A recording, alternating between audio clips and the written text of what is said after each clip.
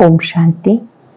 आज 27 अप्रैल 2024 के साकार मधुर महावाक्य है। आज की मधुर मुरली में बाबा बच्चों से मीठी मीठी रूहान कर रहे हैं और सावधानी दे रहे हैं। तुम बच्चों को विकल्प जीत बनना है। विकल्प ना चले उसके लिए प्रैक्टिस करनी है कि हम आत्मा रूप में भाई भाई हैं। शरीर को देखते हुए भी नहीं देखना। भ्रिकुटी में आत्मा को देखो, आत्मा से ही बात करो। अपने को आत्मा समझ जब बाप को याद करते हैं तो आत्मा पावन बनती है। इस एक बात की मेहनत है। याद दिलाया बाबा ने कि जब तुम बच्चे बाबा को याद करते हो तो आपको हेल्थ, वेल्थ, हैप्पीनेस सब कुछ प्राप्त होता है। याद की शक्ति से ही राहु के ग्रहण से मुक्त हो सकते हैं।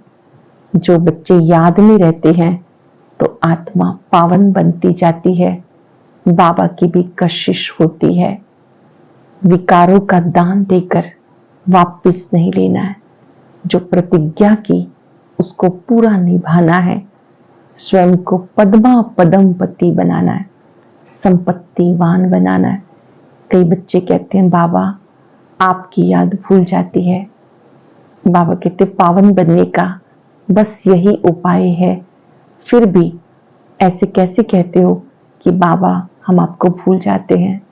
जिसकी याद से आत्मा पावन बनती है, जिसकी याद से कमाई जमा होती है, तो ये कभी नहीं कहना कि बाबा आपकी याद भूल जाती है। स्लोगन है hear no evil, see no evil, talk no evil. बाबा ने कही आपके लिए है स्लोगन, ऐसा नहीं कि कोई बंदरों के लिए है। शुरू शुरू में बाबा ने चित्र बनवाया और बच्चों को समझाया ना बुरा देखना है, ना सुनना है, ना बोलना है, ना करना है। सुनते हैं बाबा के मधुर बोल। बाबा ने कहा मीठे बच्चे तुम आए हो बाबा से हेल्थ, वेल्थ, हैप्पीनेस का वर्षा लेने। ईश्वरीय मत पर चलने से बाप का वर्षा मिलता है। तुम आए हो बाप से हेल्थ, वेल्थ, हैप्पीनेस का वर्षा लेने। ईश्वरीय मत पर चलने से बाप का वर्षा मिलता है। बाप ने सब बच्चों को विकल्प जीत बनने की युक्ति कौन सी बताई है? बाप ने सब बच्चों को विकल्प जीत बनने की युक्ति कौन सी बताई है? विकल्प जीत बनने के लिए अपने को आत्मा भाई भाई समझो, भाई भाई की दृष्टि से देखो। शरीर को देखने से विकल्प आते हैं, इसलिए भ्रिकुटी में आत्मा भाई को देखो। पावन बनना है तो दृष्टि पक्की रखो। निरंतर पतित पावन बाप को याद करो। याद से ही कट निकलती जाएगी। आत्मा पे जो मैल चढ़ी है वो उतरती जाएगी। खुशी का पारा चढ़ेगा और विकल्पों पर विजय प्राप्त कर लेंगे। विकल्प जीत बनने के लिए अपने को आत्मा भाई भाई की दृष्टि से देखो। शरीर को देखने से विकल्प आते हैं, इसलिए भ्रिकुटी में आत्मा भाई को देखो। पावन बनना है तो दृष्टि पक्की रखो। निरंतर पतित पावन बाप को याद करो। याद से कट निकलती जाएगी।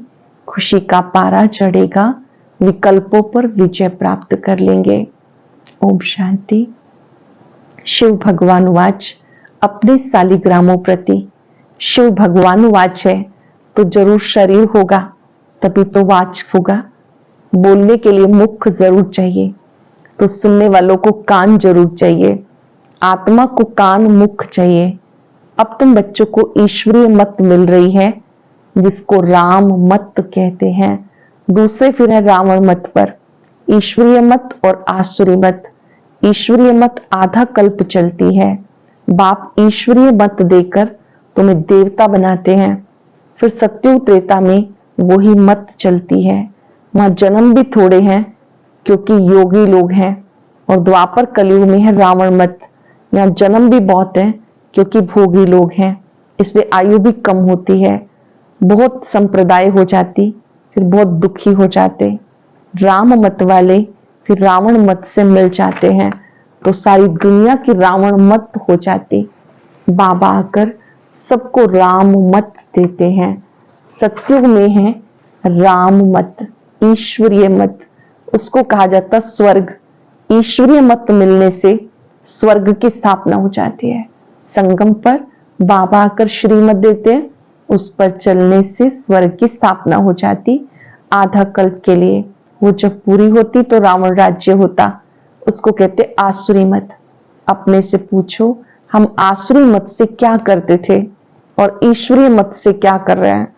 आगे जैसे कि नरकवासी थे, फिर स्वर्गवासी बनते शिवालय में। सतयुग त्रेता को शिवालय कहा जाता। जिस नाम से स्थापना होती, जब उनका नाम भी रखेंगे तो वो है शिवालय, जहां देवता रहते हैं। रचयिता बाप तुम्हें बातें समझा रहे हैं, क्या रचते हैं वो भी तुम बच्चे समझते हो। सारी रचना इस समन को बुलाती, हे पतित पावन, वो है लिबरेटर, रावण राज्य से दुख से छुड़ाने वाले। अब तुम्हें सुख का मालूम पड़ा, तब इसको दुख समझते हो, नहीं तो कई इसको दुख थोड़ा ही समझते। जैसे बाप नॉलेजफुल है, मनुष्य सृष्टि का बीज रूप है, तुम भी नॉलेजफुल बनते हो। बाबा ज्ञान सागर है, बीज रूप है तो तुम भी बनते हो। बीज में झाड़ की नॉलेज होती है ना, परंतु वो है जड़। अगर चैतन्य होता तो बता देता, तुम चैतन्य झाड़ के हो, इसलिए झाड़ को भी जानते हो। बाप को कहा जाता मनुष्य सृष्टि का बीज रूप, सत्य चित आनंद स्वरूप। इस झाड़ की उत्पत्ति और पालना कैसे होती है कोई भी नहीं जानता। ऐसे नहीं कि झाड़ नया झाड़ उत्पन्न होता है, ये भी बाबा ने समझाया। पुराने झाड़ वाले मनुष्य बुलाते हैं, आकर रावण से लिबरेट करो, क्योंकि इस समय रावण राज्य है। मनुष्य ना तो रचयिता को ना ही रचना को जानते। रचयिता कौन है, रचना कौन है नहीं जानते। खुद बाबा बता रहे हैं, मैं एक बार हेवन बनाता हूं, हेवन के बाद फिर हेल बनता है। रावण के आने से फिर वाम मार्ग में चले जाते। सतयुग में हेल्थ वेल्थ हैप्पीनेस सब है। तुम यहाँ आए हो बाप से हेल्थ वेल्थ हैप्पीनेस का वर्षा लेने, क्योंकि स्वर्ग में कभी दुख होता नहीं, तुम्हारी दिल में है। हम कल्प कल्प पुरुषोत्तम संगम युग में पुरुषार्थ करते हैं। नाम कितना अच्छा है, पुरुषोत्तम संगम युग, ये नाम कितना अच्छा है। और कोई युग को पुरुषोत्तम थोड़ा ही कहते हैं, उनमें तो सीढ़ी नीचे उतरते जाते। बाप को बुलाते भी हैं, समर्पण भी करते हैं, लेकिन ये मालूम नहीं रहता कि बाप कब आएगा। पुकारते हो गॉड फादर, लिबरेट करो, गाइड बनो। लिबरेटर बनेंगे तो जरूर आना पड़े, फिर गाइड बनकर ले जाना पड़े। बाप बच्चों को बहुत दिनों के बाद देखते हैं, बड़े खुश होते हैं। वह हद का बाप, ये है बेहद का बाप। बाबा क्रिएटर है, रच करके फिर उनकी पालना भी करते हैं। पुनर्जन्म तो लेना पड़ता है, किसको 10 किसको 12 बच्चे होते। वह हद के सुख जो कागविष्ठा के समान है, तमो प्रधान बन जाते। तमो प्रधान में सुख बहुत थोड़ा है, तुम सतो प्रधान बनते हो तो बहुत सुख होता है। सतो प्रधान बनने की युक्ति बाबा बताते। बाप को अलमाइटी अथॉरिटी कहते। मनुष्य समझते गॉड अलमाइटी अथॉरिटी है, वो जो चाहे कर सकता है। मनुष्य सोचते कि वो सर्वशक्तिवान है, जो चाहे कर सकता है, मरे हुए को जिंदा कर सकता है। एक बार कोई ने लिखा, अगर आप भगवान हैं तो मक्खी को जिंदा करके दिखाओ।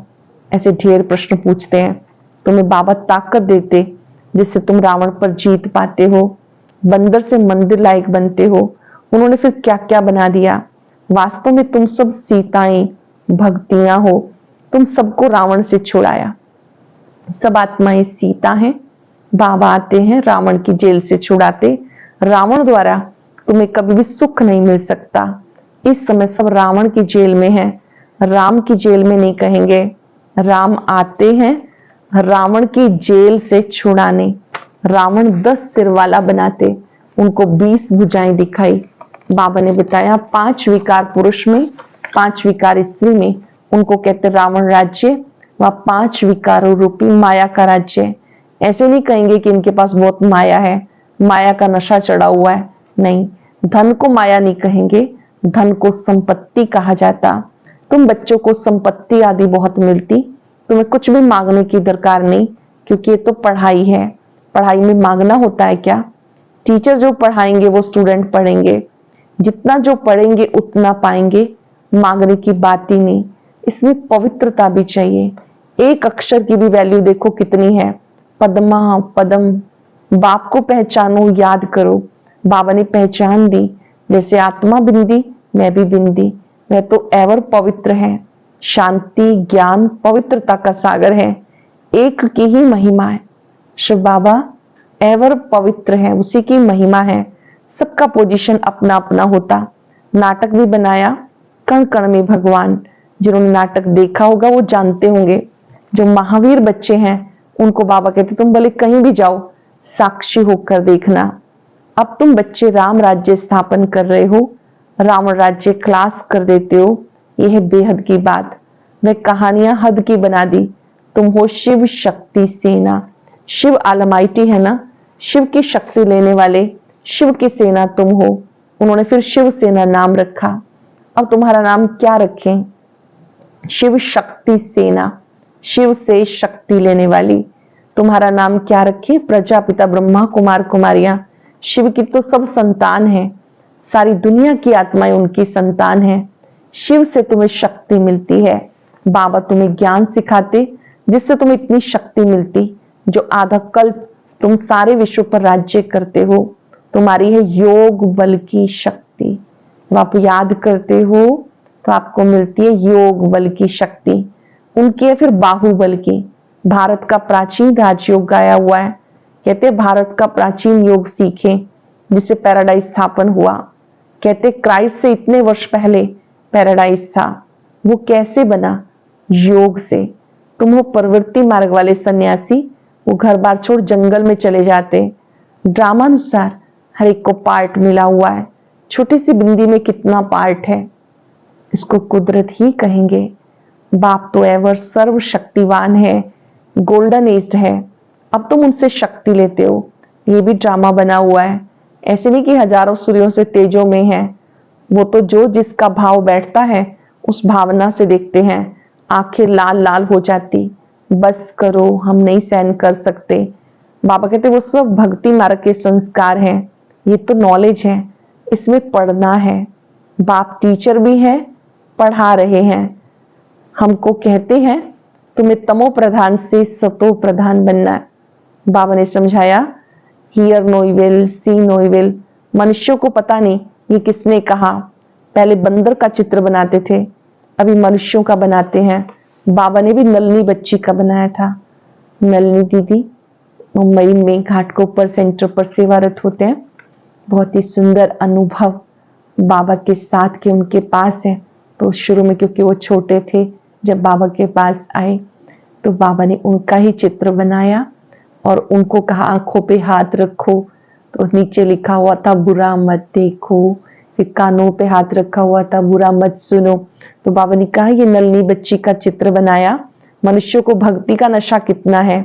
भक्ति का राज्य है ना, अभी होता है ज्ञान का राज्य। फर्क हो जाता है। बच्चे जानते बरोबर ज्ञान से बहुत सुख होता है।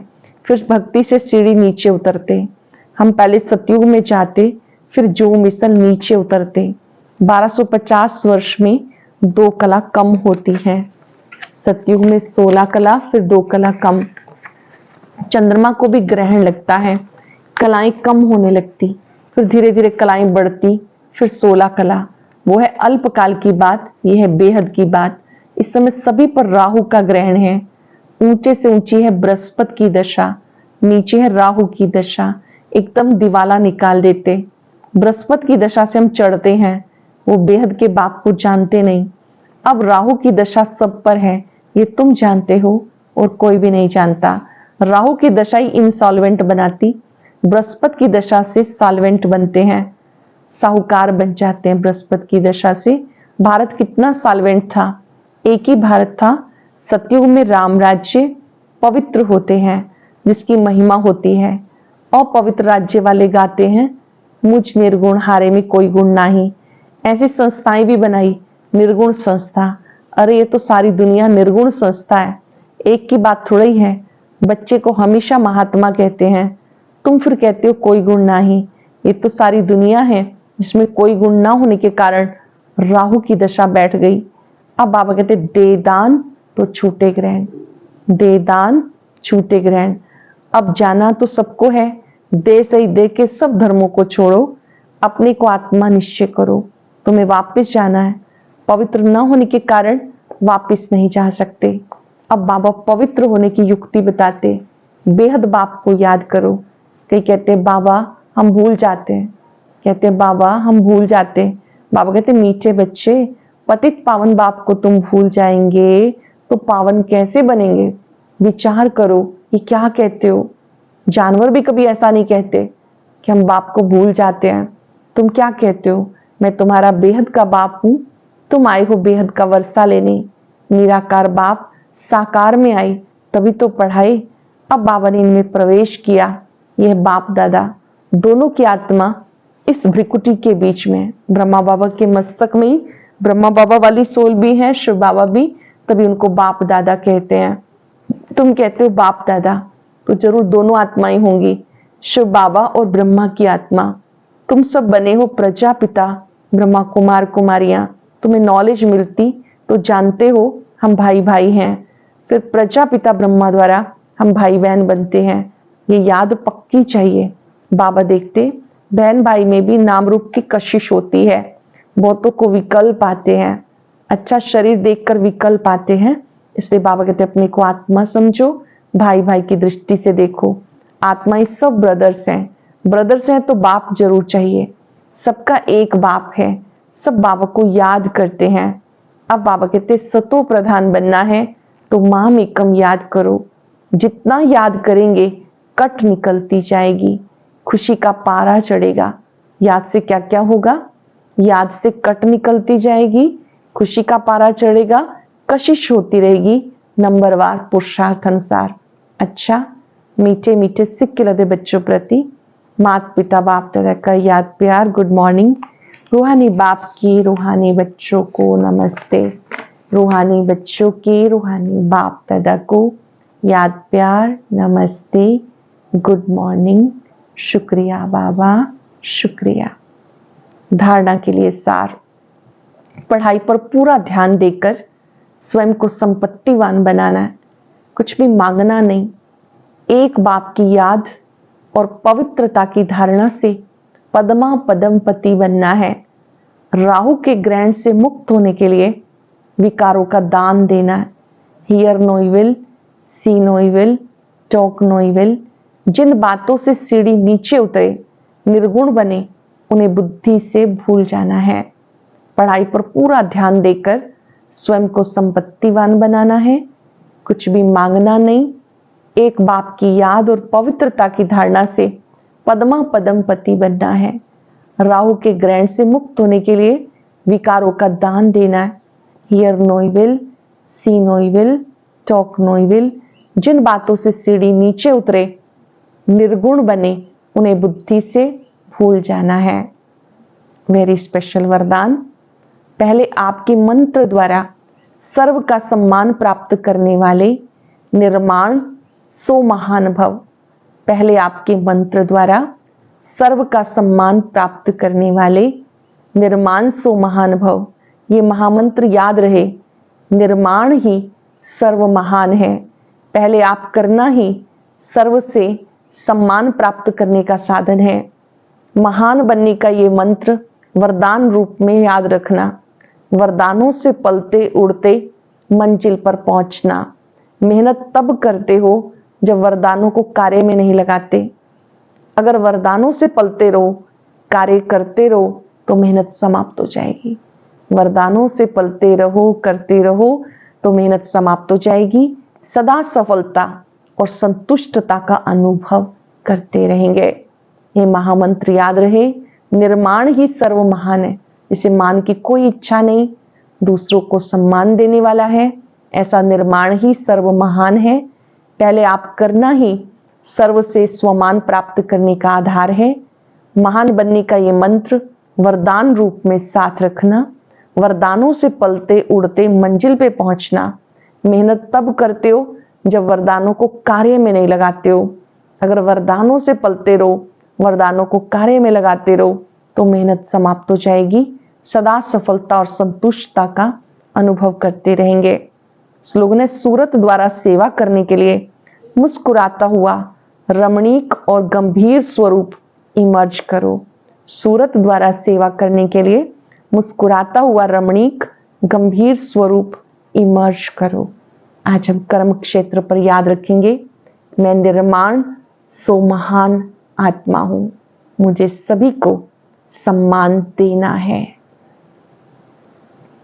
चिंतन करें, भृकुटी कक्ष में विराजमान मैं निर्मांचित आत्मा हूं। बाबा ने मुझे निर्माणता का महत्व समझाया है। निर्माण ही सर्व महान है। हर एक आत्मा को महानता की दृष्टि से देखेंगे।